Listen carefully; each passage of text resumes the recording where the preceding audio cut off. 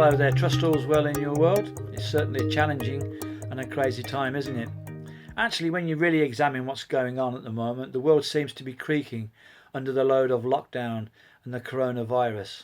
I'm sure that this episode in the world's history will be a defining moment and one that will be referred to in decades to come. Along with the sad loss of life, the world is facing huge challenges not seen before in modern times, including increased pressure on personal well-being and mental health, the uncertain future of business, and the potential loss of jobs, all of which will affect the falling share prices and also our pockets eventually. Closer to home, many are facing trials as social distancing cuts across family, business and personal relationships.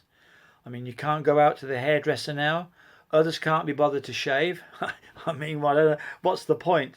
During FaceTime call a few days ago, my brother commented on my appearance, saying that I was looking more like Father Christmas, but at least I'll have a bit of extra work in December.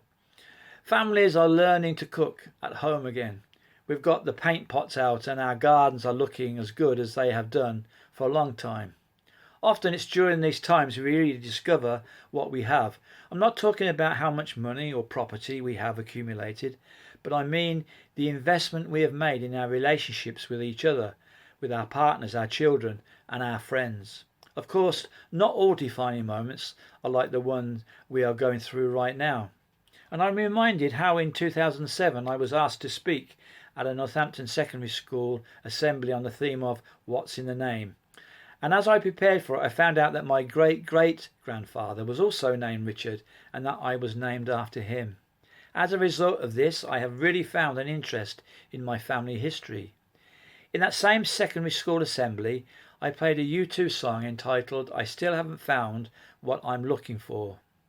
Hauntingly beautiful, it carries with it a certain solemnity as it expresses the great tension of human existence, our nature compelling us to seek, but yet somehow not always finding what we are looking for here on earth.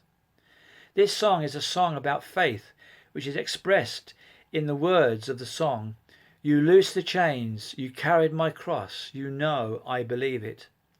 I realised again that faith is not a destination, but an ongoing journey. You know, the more we delve into the past, the more we can understand who we are. We might be proud of our past or we might not, but the one thing that has been reinforced in me is that I have been doing this, is that I am not necessarily defined by those who have gone before me. I have a destiny, and it's not rooted in what happened in the past, nor is it rooted in what is happening in the world today. So now I have completed the family history and it's ready to be bound into a book. Who would have thought it, all because of a moment in 2007. Coming back to the defining moment we are all living through right now, I think there are important questions to answer. Can the present way of living sustain the demands of the future? Will we ever return to the way of life we had before this virus?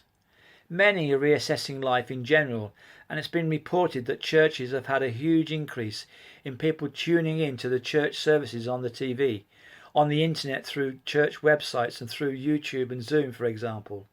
A defining moment can certainly sober up the mind and bring into question our values and even our faith. In the Bible, the Apostle Paul had a defining moment when his life changed upside down. Up to this point, he wasn't interested in the Christian life at all. In fact, he was doing everything he could to suppress and oppose it. Paul discovered love and forgiveness through faith in Jesus, and he wrote this in 1 Corinthians 13, verse 13, to encourage us. Trust steadily in God, hope unswervingly, and love extravagantly, and the best of these three is love. It was God who first loved us, and from God's love comes our love. From God's love comes our faith, and from God's love comes our hope. The uncertainty of events in our world can lead to fear and depression, but God's love will set us free if we ask Him. Definitely a defining moment, I think. Maybe you should check it out for yourself. So may God bless you.